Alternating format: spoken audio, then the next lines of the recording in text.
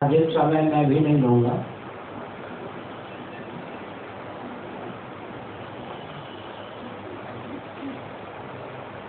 सृष्टि संरचना के प्रयोजन का संरक्षण व्यासपीठ और शासन तंत्र दोनों का दायित्व है। भगवत पाद शिवावतार शंकराचार्य महाभाग ने श्रीमद् भगवद गीता के भाष्य में बताया,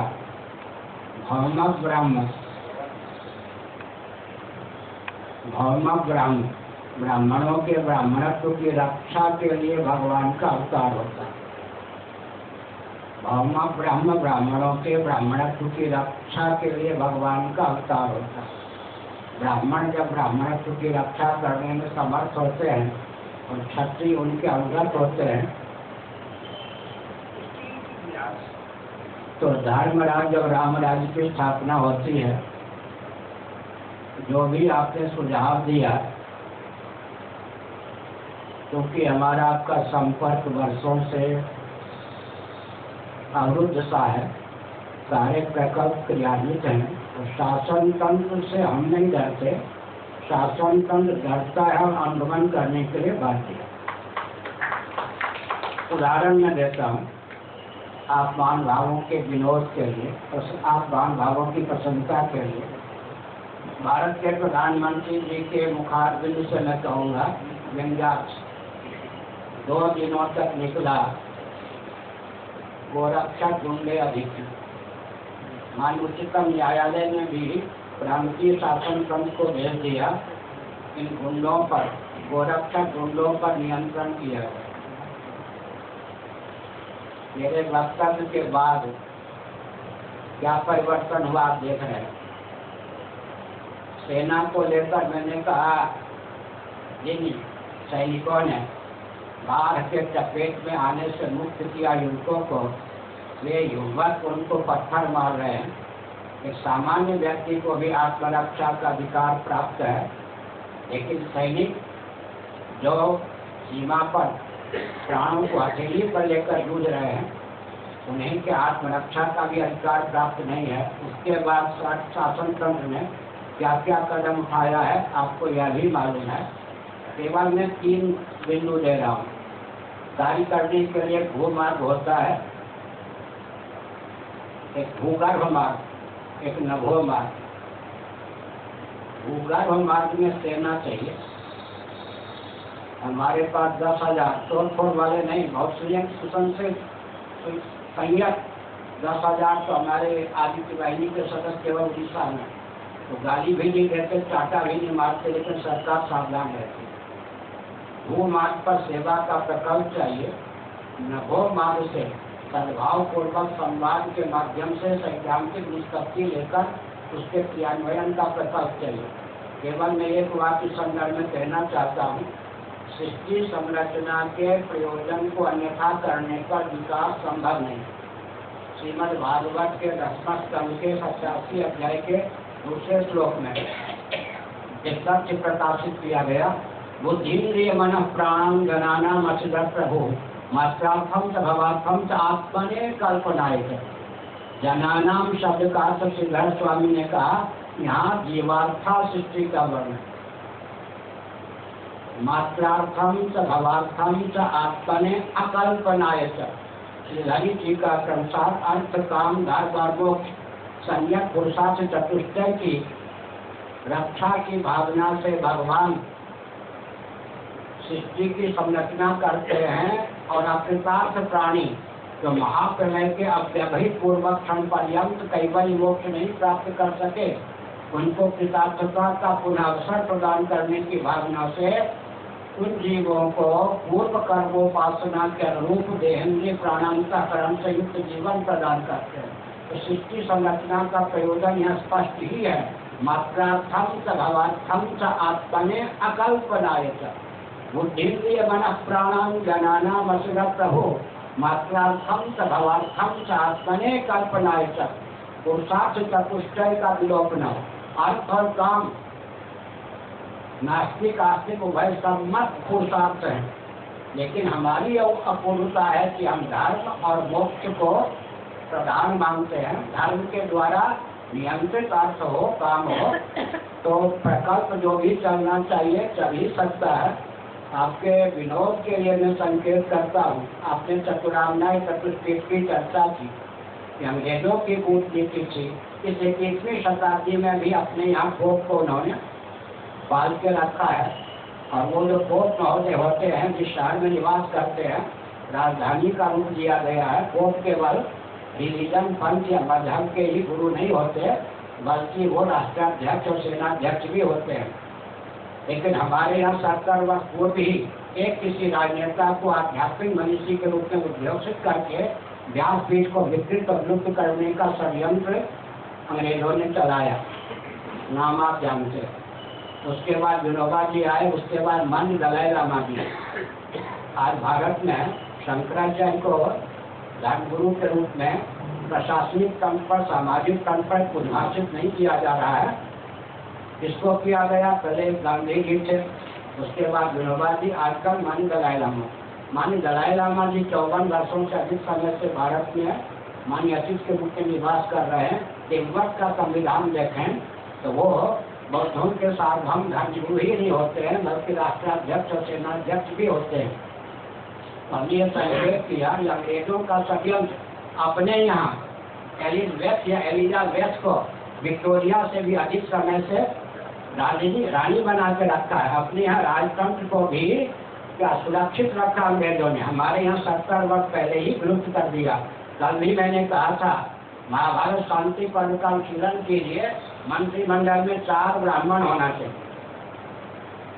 जो शिक्षा तंत्र को, न्याय तंत्र को व्यवस्थित कर सके, दिशा दे सके राजा को। 8 क्षत्रिय होना चाहिए, जो सुरक्षा की दृष्टि से राष्ट्र को संतुलित रख सके, सुरक्षित रख सके। आज ही मैं सूत्र नीति में पढ़ रहा था, राजा को राजस्व जो प्राप्त हो समाज से, उसका 33% उपयोग सैन्य सुरक्षा पर करना चाहिए। आज ही में सूत्र 33% उपयोग शासन तंत्र सैन्य सुरक्षा पर राजस्व का करें। 6% वो अपना उपभोक्ता हो सकता है, बाकी प्रतिशत दिया गया है सूत्र नीति में। तो मैंने संकेत किया, तो मंत्रिमंडल में 4 ब्राह्मण, 8 क्षत्रिय, 21 वैश्य, ताकि अर्थव्यवस्था संतुलित रहे, कृषि गौरव के वाणिज्य के प्रकल्प संतुलित रहे। 3 सूत्र और 1 सूत्र की योग्यता तो दी गई है। भारत के सीमा में एक मंत्री रूप में है, सीमा एक मंत्री होना चाहिए। प्रयास करता क्षेत्र तो पूरी पीठ की सीमा में है, उसमें काशी भी है, बुरा न मानो होली। नमोस्तु रामाय सलक्ष्मणाय दिव्यै च तस्यै जनकात्मजाय नमोस्तु रुद्रेन्द्रयमानिलेभ्यो नमोस्तु चन्द्रार्कमर्पणेभ्यः।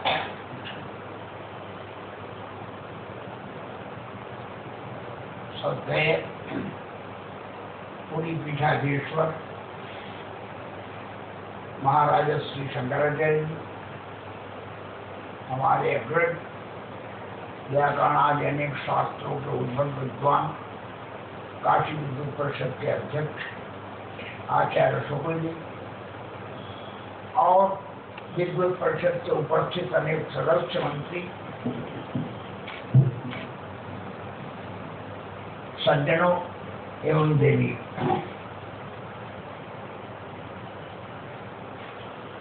जिन बातों की चर्चा महाराज श्री शंकराचार्य जी ने किया,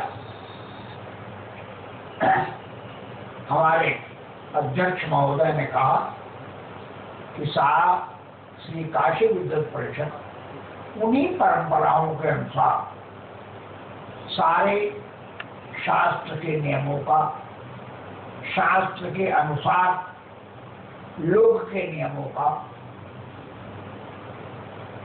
पालन भी करती है और लोगों को पालन करने के प्रेरित।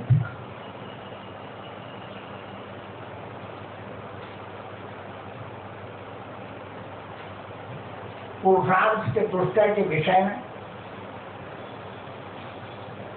आपने अनेक बातें कही।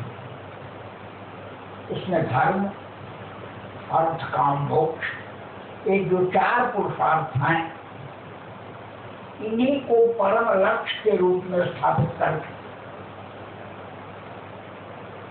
संपूर्ण सृष्टि विधान का निर्देश शास्त्रों में किया गया।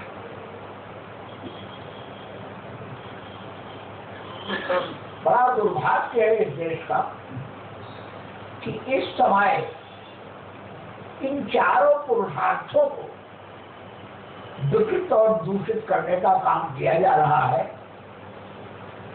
जिस ओर पर्याप्त हम लोगों का दृष्टि आवर्जन शंकराचार्य जी ने किया। धर्म भी प्रदूषित हो रहा है, अर्थ भी प्रदूषित हो गया, हो रहा है नहीं हो गया, काम भी प्रदूषित हो गया और मोक्ष तो तिरस्कृत हो गया। ऐसी स्थिति में इन पुरुषार्थ चतुष्टय के माध्यम से सृष्टि संचालन का, विशेषकर भारतवर्ष की संस्कृति परंपरा के संचालन का जो दायित्व है वह किस पर है? स्पष्ट है। परम पूज्य आद्य शंकराचार्य जी ने उसी दायित्व के निर्वहन के लिए 4 पीठों की स्थापना की और 4 पीठों के पर 4 शंकराचार्यों को प्रतिष्ठित किया और समग्र जो शास्त्र के विद्वान, उन विद्वानों को भी उनसे जोड़ दिया। इस समग्र शास्त्र संबंध व्यवस्था का निर्देश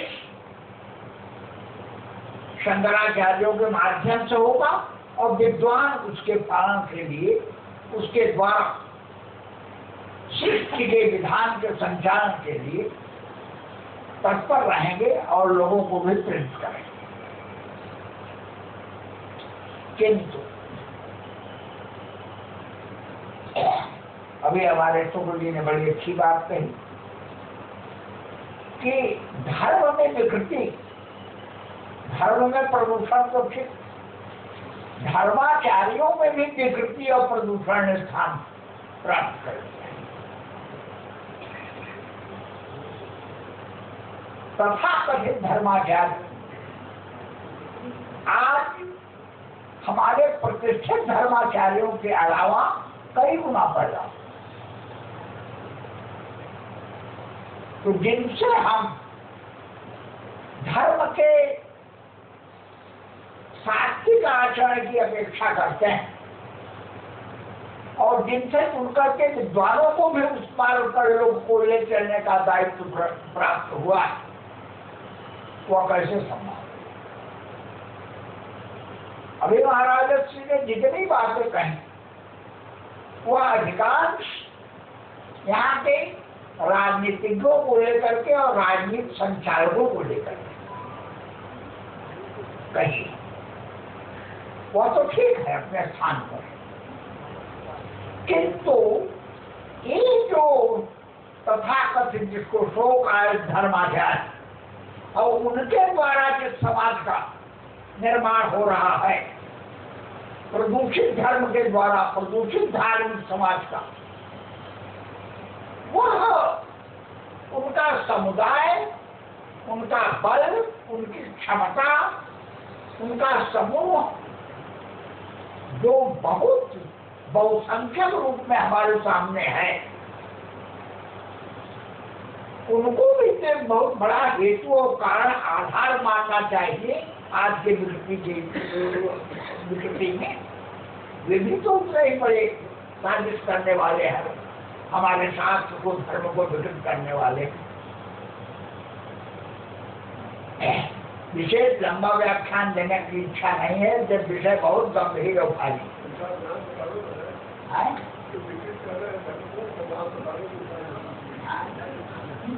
अब नाम आप मत खुलवाइए, हमको अपना काम करने देंगे।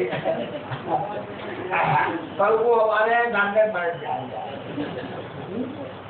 तो हम यह राष्ट्र, यह देश विश्व गुरु रहा है। स्वायकर बातचीत ने एक बार प्रतापगढ़ की सभा में खुले मंच से कहा, बड़ी विशाल सभा, जो लोग कहते हैं कि भारतवर्ष विश्वगुरु था, तो था क्या? क्या गुरु भी बार बार होते हैं और नहीं होते? आज भी भारत विश्वगुरु है और उसमें वह सारी क्षमता है। सारा संसार के अनेक विकसित जो देश कहे जाते हैं, उन विकसित देशों ने तकनीक के क्षेत्र में, विज्ञान के क्षेत्र में, यंत्र यांत्रिक क्षेत्र में बड़ी उन्नति की, बहुत प्रगति किया। किंतु सारी की सारी प्रगति हमारे महाराज श्री के कथनानुसार, क्या सत्य के कथनानुसार, वो सारी जो प्रगति है, वह सारा जो विकास है, वह सब विनाश मूलक है और विनाशांतक है। उसके मूल में भी विकास विनाश है, उसके मध्य में भी विनाश है और उसका अंत भी विनाश है। ऐसी प्रगति संपूर्ण विश्व में किया। कल्पना करिए, जो भयंकर भयंकर पारमाणविक शस्त्रों का विकास हुआ,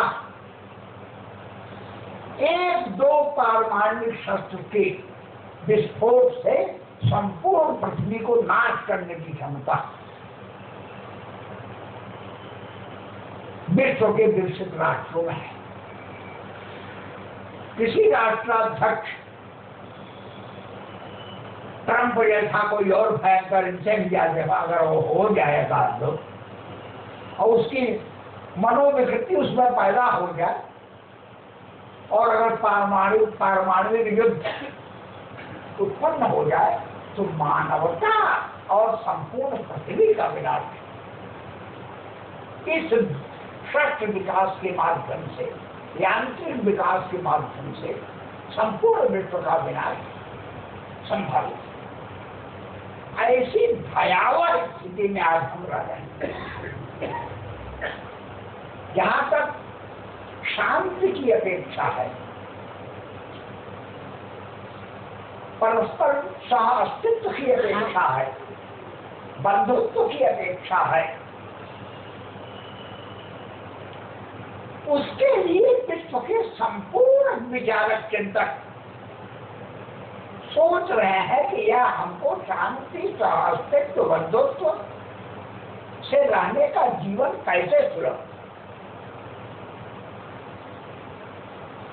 और वह सभी बड़े विचारक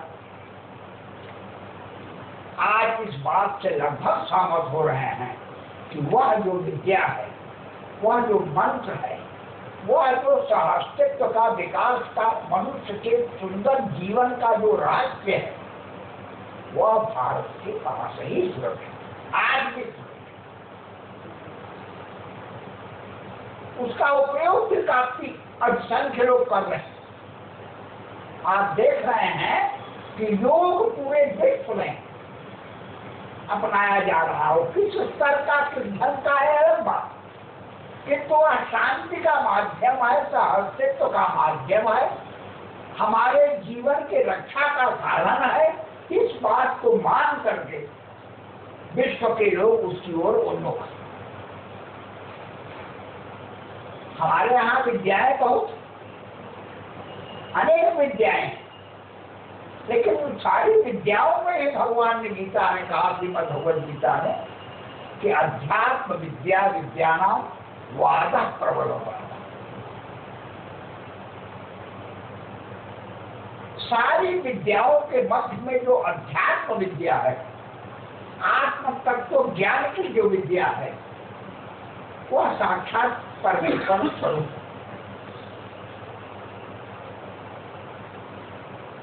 और वाद अर्थात सिद्धांत, तत्व निर्णय, वादे वादे जाए थे तत्व बोधा, उसका एक और नया अर्थ निकल आता है। वादे वादे जायते तत्व बोधा, और वादे अवादे सती जायते अतत्वबोध। विपरीत भी उसका आता, और वह वाद आज आवाज हो गया है। जिससे अभी आपने कहा मोदी जी के बारे में, योगी जी के बारे में, ये महात्मा लोग बराबर काशी की यात्रा करते रहे। मोदी जी तो कई बार यहाँ आए, उनका संसदीय क्षेत्र, योगी जी भी यहाँ पर आए, लेकिन यहाँ आकर के अनेक प्रकार के विकास की चर्चा हुई, सारी बातें हुई, लेकिन काशी के मनीषी संस्कृतक के विद्वानों को बुला करके, विद्वत परिषद के विद्वानों को बुला करके उनसे भेंट करने की इच्छा किसी में नहीं थी। न तो मोदी ने अपनी यात्रा में की है कभी। काशी विद्वत परिषद यहाँ है, 200 वर्ष प्राचीन संस्था है। अभिषेक जी ने कहा कि महामहोपाध्याय शिवकुमार शास्त्री 200 वर्ष पूर्व श्री काशी विद्वत परिषद की स्थापना की।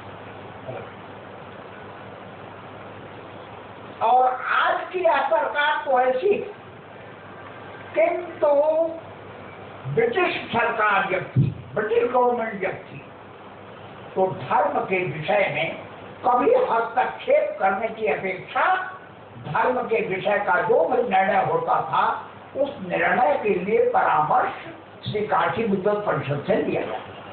इसके अनेक प्रमाण हमारे विद्वत परिषद के पास। स्वयं महाराज शिवकुमार शास्त्री जी ने धर्म विषय का अपना परामर्श अनेक बार भेजा। वायसराय तक भारतीय धर्म के विषय का बड़ा रहस्यपूर्ण भारत का धर्म, और उसके विषय में कोई निर्णय लेना हो तो वहाँ के धर्मज्ञ, धर्म के विशेषज्ञ जो विद्वान हैं, उनसे परामर्श करके लेना चाहिए। या ब्रिटिश सरकार के प्रशंसा की अवधारणा थी, लेकिन आज हमारी जो सरकार है वह काशी के विकास की बात करे या देश के विकास की बात करे, किसी प्रकार के विकास की बात करे, किंतु वह विद्वानों का, मनीषियों का, जैसा महाराज ने मनीषियों विद्वानों की परिभाषा की, जो न किसी दल के हैं, न किसी पार्टी के हैं, न राजनीति से उनका दूर दूर का कोई रिश्ता है, किसी पार्टी के सदस्य नहीं है, केवल मनीषी हैं, विद्वान हैं, शास्त्र का अध्ययन करते हैं, अध्यापन करते हैं, और वह परंपरा आज भी पर्याप्त सुरक्षित है काशी।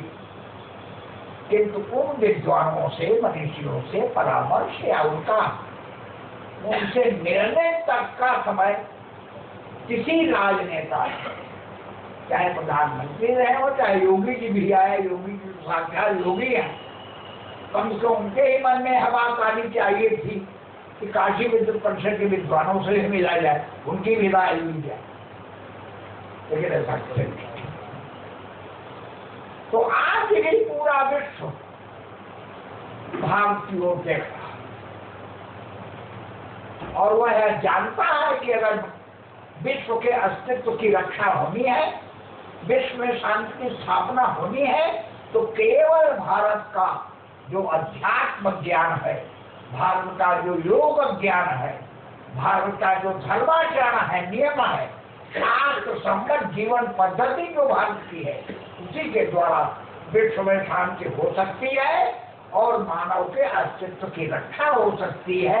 इसको विश्व के बड़े बड़े विचारक और वैज्ञानिक स्वीकार कर रहे हैं, मान रहे हैं, और उसका प्रभाव भी उत्तर बढ़ रहा है।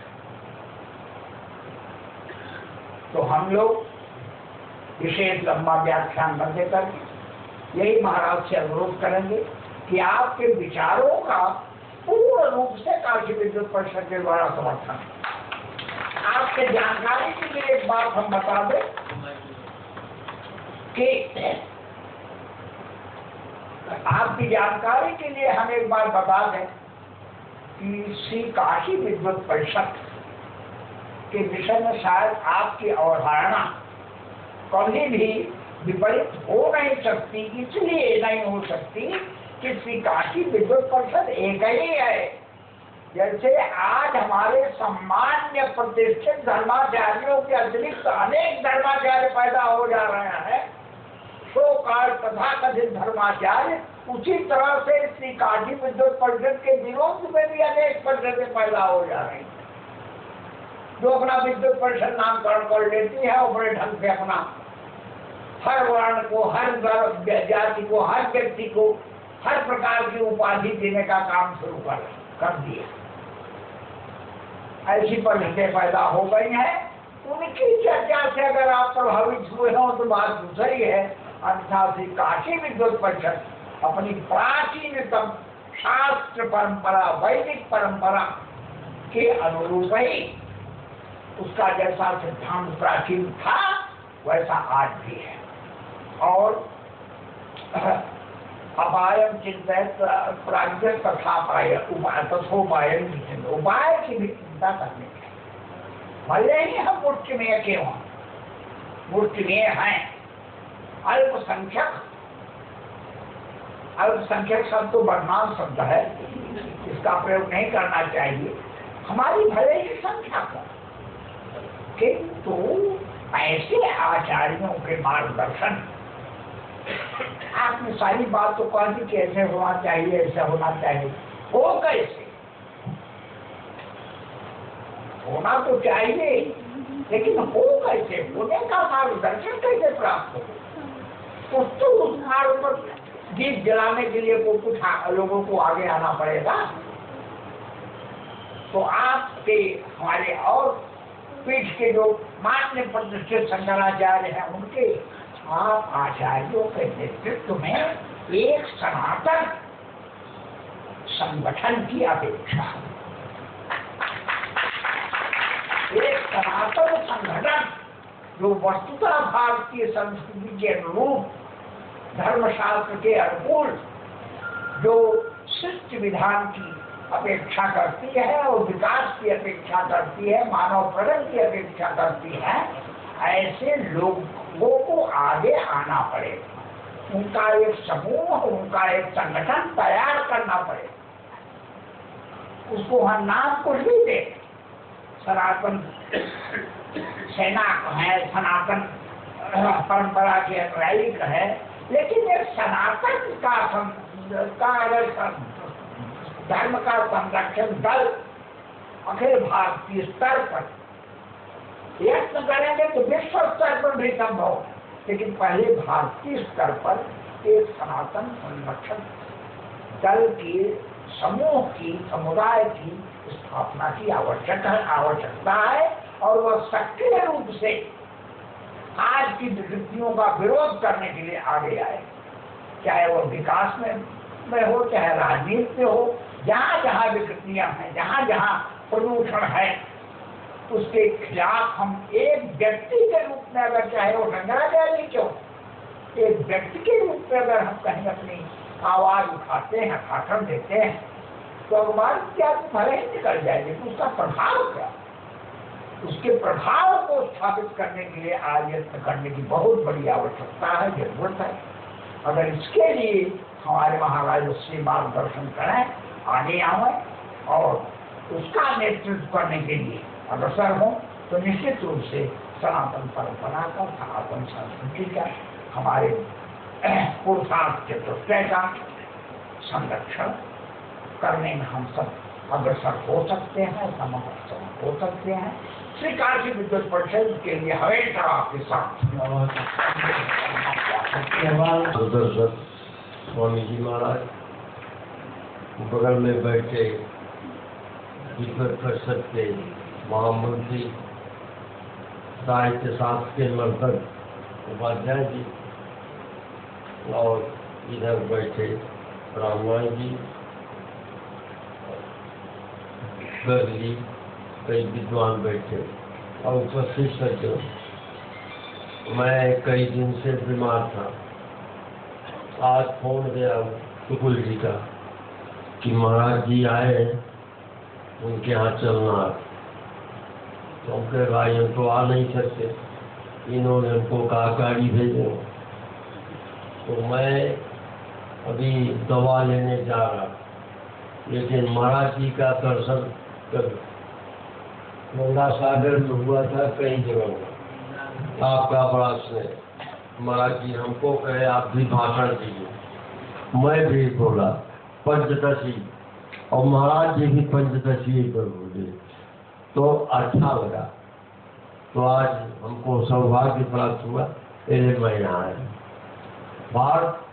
भारत से प्रतिष्ठित संस्कृतम संस्कृति तथा भारत की दो प्रतिष्ठा है, संस्कृति और संस्कृत। आज संस्कृति और संस्कृत कुछ मलिन से दिखाई पड़ती, इसलिए कि हमारे जो व्यवस्थापक लोग हैं, संत महात्मा, वो विलक्षण हो गए। कई तरह के हमारे सामने प्रश्न आया, अखबार निकला कि कई लोग स्वयंभू शंकराचार्य हो गए। हमारे ऊपर आक्षेप आया कि आप वही बना रहे।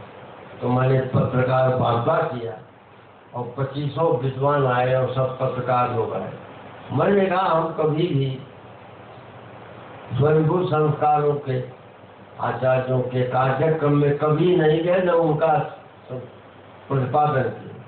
हम तो आद्य शंकराचार्य के अनुयायी हैं, और उन्होंने जो बनाया नियम, उसके अनुसार हम चलते हैं और उसी के अनुसार काम करते हैं। और आज कष्ट की बात है कि संचालक लोग गड़बड़ हो गए। संचालकों को चाहिए कि आदर्शभूत उपस्थित करें अपने व्यवहार से। तो हमारा विद्वत परिषद के हम लोग अध्यक्ष, हम लोग सदस्य हैं, महाराज जी की सेवा में आए। हम लोग कभी भी अनुचित काम नहीं किए, न किसी का समर्थन किए, न कोई मना किए। हम आद्य शंकराचार्य आप लोगों के जो कथनानुसार है, हमारे यहाँ पत्राचार में किसी ने आपके बारे में कहा कि वो विद्वत परिषद के ऊपर आक्षेप करते थे। तो हम कहे महाराज जी जानते हैं विद्वत परिषद सदा 250 वर्ष पहले जो हमारे महामहोपाध्याय श्री कुमार शास्त्री जी ने जो परंपरा अपनाए, उसी का पालन पोषण करते आए। महाराज जी को मालूम नहीं है, हम लोग विद्वान हैं, आप काशी के प्रतिष्ठित विद्वान हैं, सब लोग हैं। हम लोग आद्य शंकराचार्य का जो मत है उसी का पालन पोषण कर रहे हैं। और आपको भी मैं निवेदन करता हूँ कि हम लोग कभी भी परंपरा के विरुद्ध नहीं जाने वाले। इसलिए हाँ, इसलिए तो आप जी महाराज, आपने जो कहा हम इसका समर्थन करते हैं। इसका जो है जो हमारे प्रधानमंत्री हैं, सब यहाँ ये जाए, उसमें हमारा भी समर्थन जाए। महाराज जी जो ने कहा विद्वत परिषद का मैं अध्यक्ष होकर महाराज जी के कहे हुए वस्तु का हम लोग समर्थन करते, अच्छा मान धन से उसके लिए अर्पित है। डॉक्टर राजेश ब्रह्मचारी जी की देखरेख में, संतलाल यादव जी की देखरेख में चलता है। तो हमारा एक संकेत, हम कुछ धर्म किसी से मांगते नहीं, हमारी वाणी धर्म की याचना नहीं करती है, करके हम बोल सकते हैं। लेकिन उस संस्थान के प्रति, मठ के प्रति अपमान भावों का अपनत्व होना चाहिए। पहली बार है कि काशी में, एक बार और कहीं रुका था, इन्हीं के यहाँ रुका हूँ, मठ में ही रुकता हूँ, लेकिन मठ में लोग पहुँचते नहीं सुनने के लिए, इसलिए यह कार्यक्रम रखा गया। आप वहाँ भावों का अपनत्व उस मठ के साथ होना चाहिए। साल में हम 2 बार तो लगभग आते हैं। मुझे खेत तो कुछ नहीं होता, लेकिन भारत पर हम लोगों की मेधा शक्ति से लाभान्वित होने की स्थिति में प्रायः नहीं। विदेशों के लिए हम अपनी मेधा शक्ति का उपयोग और विनियोग करें तो सारा विश्व को अपनाने के लिए तैयार है। तो कम से कम काशी के विद्वान मनीषी मठ के प्रति अपनत्व रखें, हमारे प्रति तो अपनत्व रखेंगे ही, क्योंकि हमारे कुछ गुरुदेव धर्म सम्राट स्वामी कर्पात्री जी महाराज, उनके चरणों में रहकर ही चातुर्मासी में 6 वर्षों तक हमने अध्ययन किया है। आप सब पुराने परिचित भी हैं, तो मठ के प्रति भी आपका अपनत्व होना चाहिए, ताकि जब भी हम आ गए कम से कम दर्शन आदि में सम्मिलित हों और बोधयंता परस्परम भावयंता परस्परम परस्पर बोध और सद्भाव के द्वारा सैद्धांतिक निष्पत्ति उसके क्रियान्वयन की प्रक्रिया हम लोग चला रहे हैं। काशी के विद्वान मनीषी अगर साथ लेते हैं देते हैं तो मेरे लिए इससे अधिक सौभाग्य की बात कुछ नहीं होती।